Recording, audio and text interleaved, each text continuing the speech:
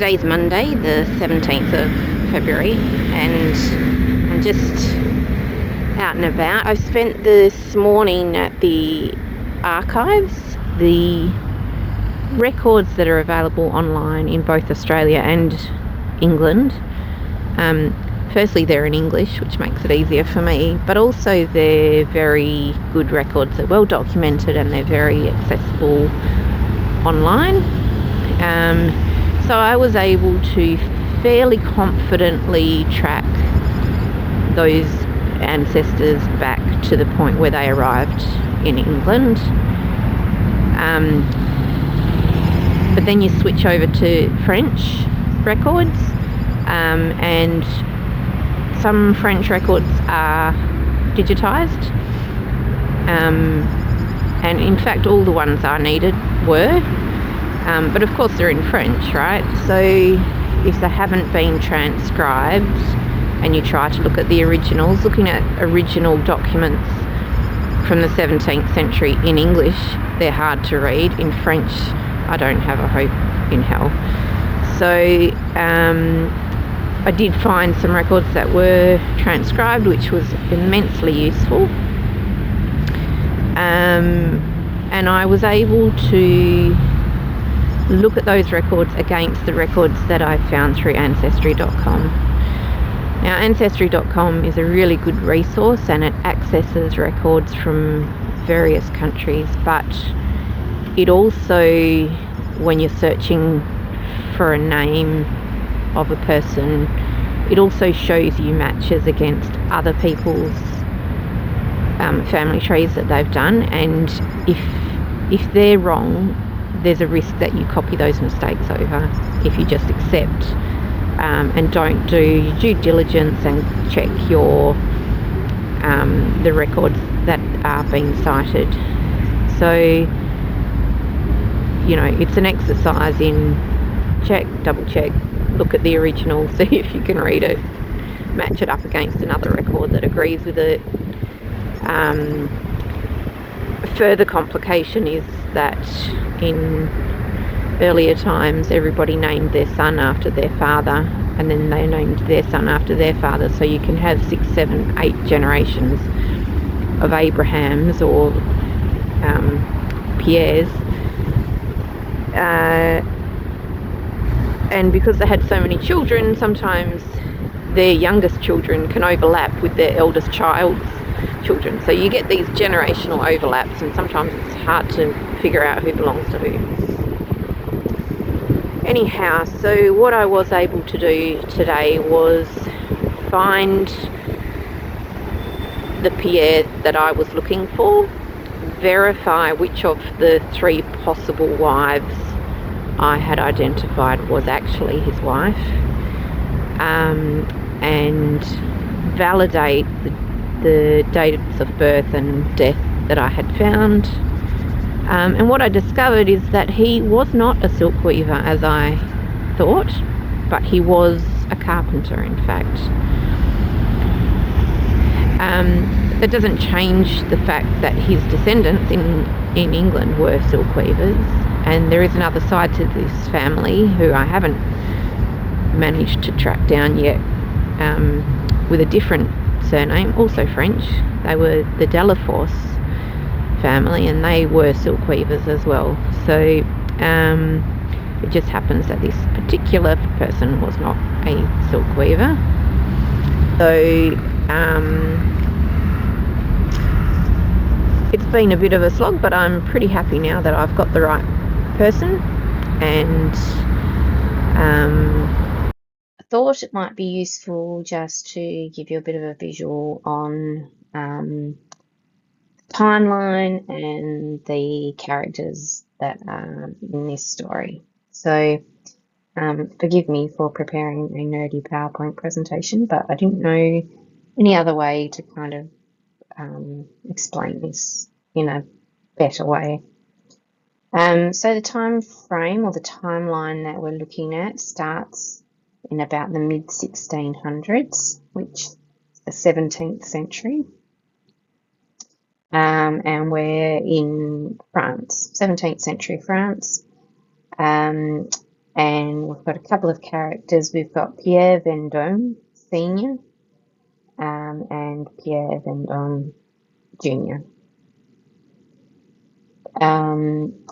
We've also got the Delaforce family, as I mentioned earlier, but I'm still trying to track down the origins of that family in France.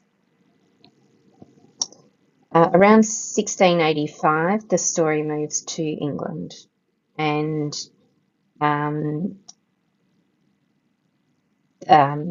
that's prompted by Louis XIV revoking the Edict of Nantes, which is the law basically that said Protestants could practice their faith in peace. He withdrew that permission and it became illegal to be a Protestant in France. Pierre Jr. had a son by the name of Abraham, and Abraham was brought to England by his father, Pierre Jr., as a child. Abraham went on to have a son who he named Jacob. And it's about here that we first see the Delaforce family. And the Delaforce family, there was a number of Delaforce families actually in East London around this time, probably all related on some level, but it's very difficult to weed out who belongs to who. But Edward, yeah, he's kind of the point where I've become a bit stuck. So Jacob Vendôme had a son who he named after himself. So we've got Jacob Jr. And Jacob had a daughter by the name of Marianne, and Edward Delaforce had a son by the name of Augustus Edward Delaforce. Marianne and Edward were married, and that's where the two families came together. So Marianne and Augustus had a daughter by the name of Anne, who had a son by the name of Thomas, and Thomas had a daughter, the 11th of his 12 children, and her name was Edith. And Edith was my great-grandmother. Edith came to Australia in 1911, had my grandmother, Irene, my mother, Michelle, and me. So that's a bit of an overview of the three countries and the timeline that we're looking at. So let's just dig into the French characters for now in a little bit more detail. So the region of France that we're looking at is the Picardy region. I think these days it's actually called the Oise region, which is spelled O-I-S-E. And the borders of that region has changed slightly because a couple of regions have been merged together. But for the purpose of this exercise, this is the area we're looking at.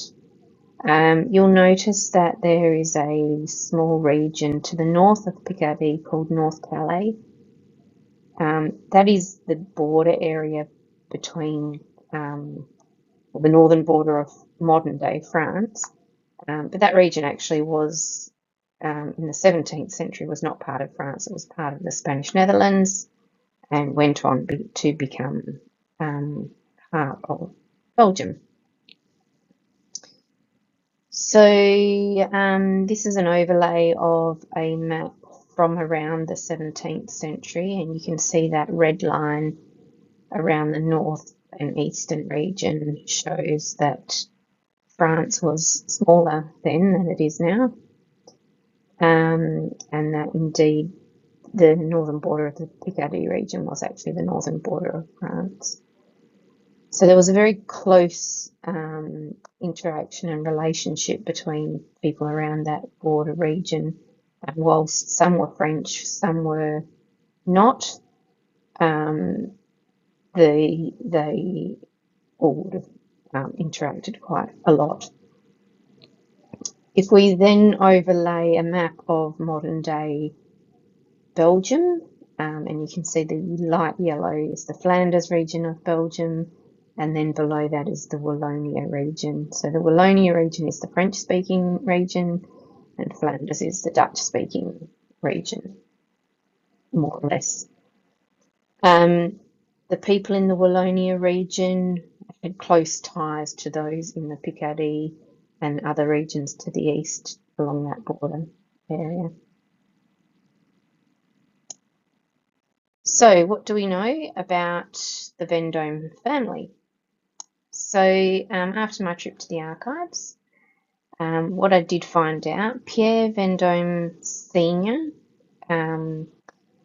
Had quite a few records in the Protestant register of births, deaths, and marriages.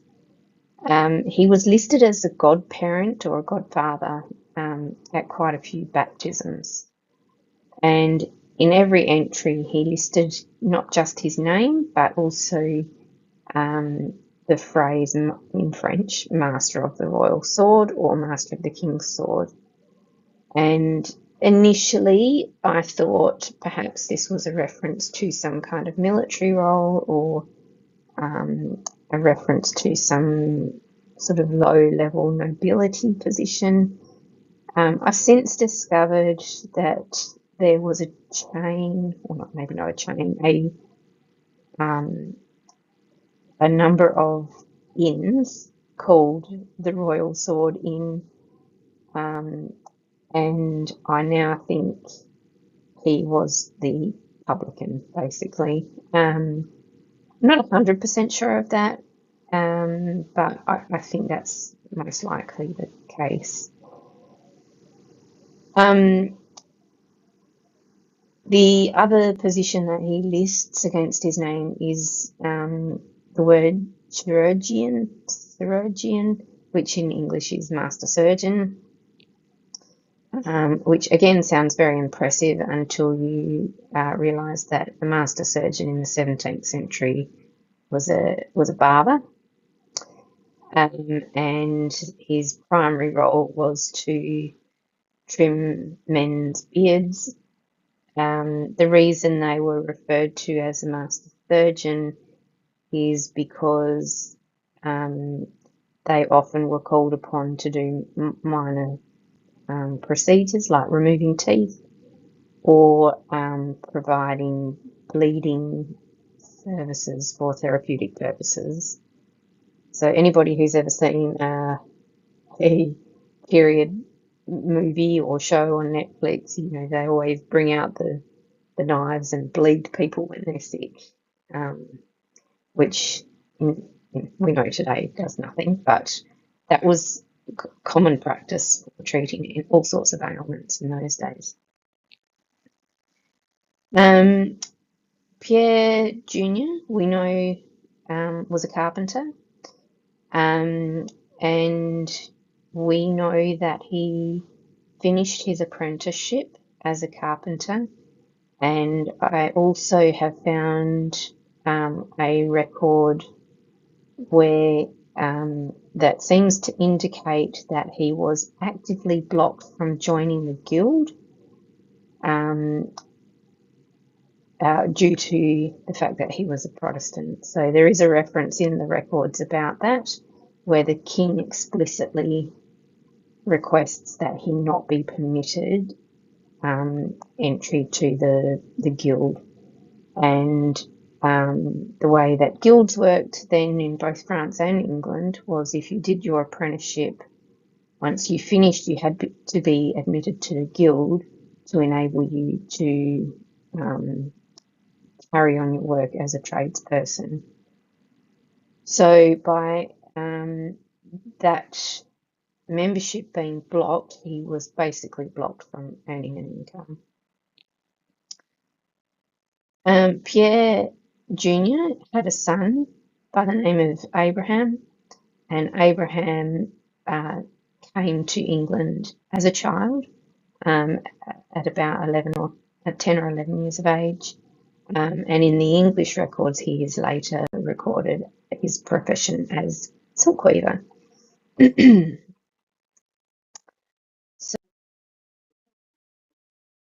So We can drill down a little bit further on the Vendome family. You'll notice along the bottom there, got some historical bits of information.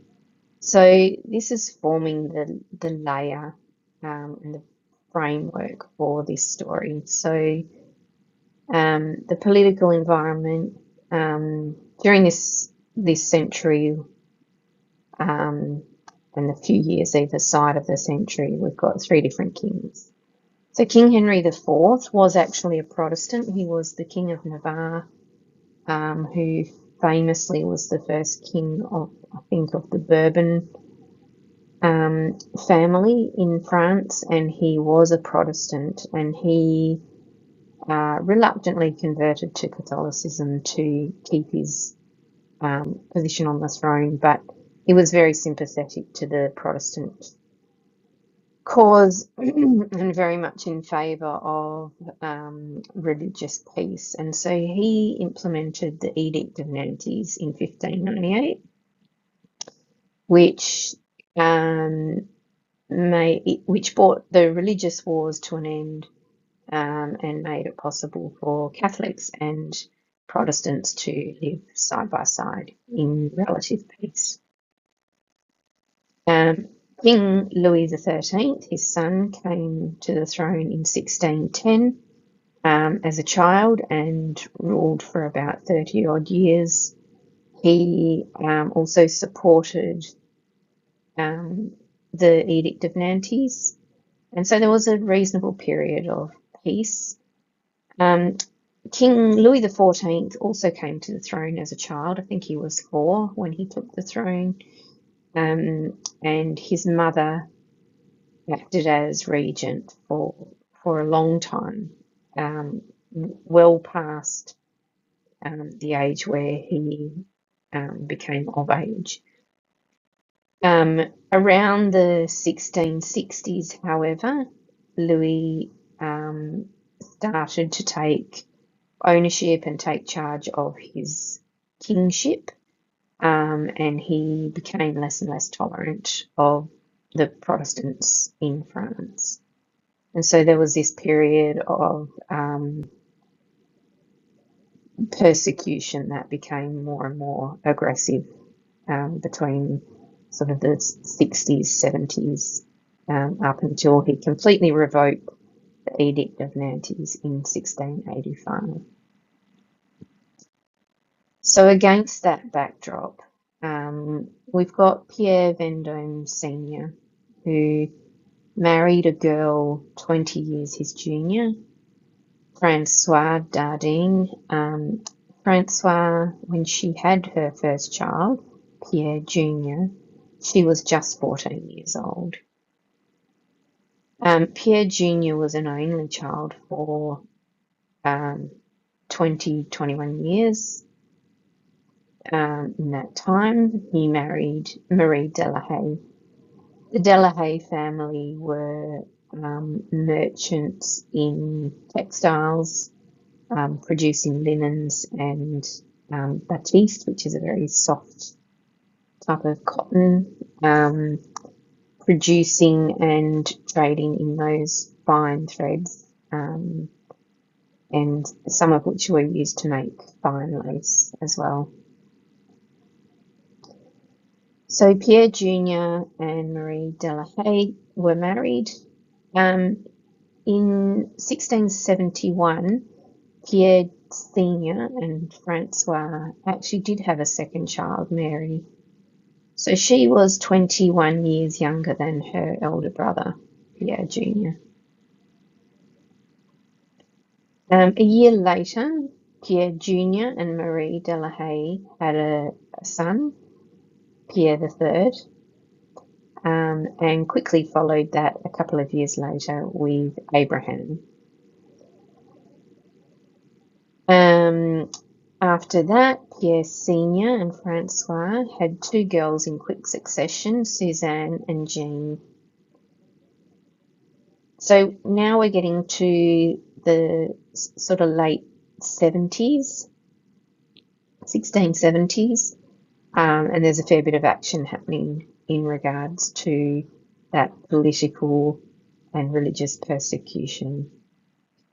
What we now know also is that Mary only lived a year and then died in infancy.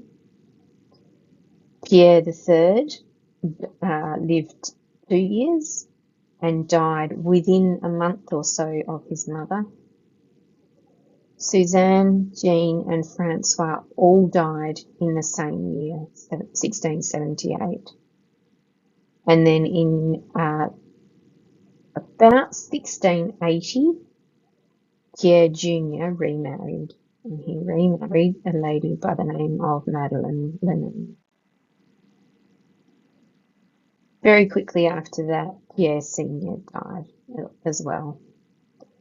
So as we're heading up to 1682, 83, 84, 85, Pierre Jr. has found himself in a position where the majority of his family has died. He's left with a new wife and a young son. He's not able to join the guild. The king has explicitly blocked him from joining the guild, which means he can't practice his trade. And the clergy in his small town have been exiled from France, and probably people around him have either been burned or hanged for refusing to give up or convert back to Catholicism. There was a policy at the time of persecution by the king, using his military mercenaries. They called them the dragonades. They were basically military mercenaries who would just go and raid Protestant homes and burn them to the ground. Churches were all burned and destroyed. It was a pretty dangerous place, and he was this young man, still youngish man, with no income, no family, no support network, and a young child and a new wife to support. So it's probably not difficult to see why the thought of going to England, which at the time was a Protestant country, why that would have been appealing to him. So it wasn't just the religious question for him, it would have been also an economic one. So there you have it. That's what I've found out so far. That's what I've got. In my next video, I'm going to share with you some of the footage from the fantastic afternoon that I had at the Manufacture de Beauvais, which was the tapestry factory, or the tapestry workshop, which I had a private tour of, thanks to the generosity of a number of people. So yeah, stay tuned. Thanks for watching.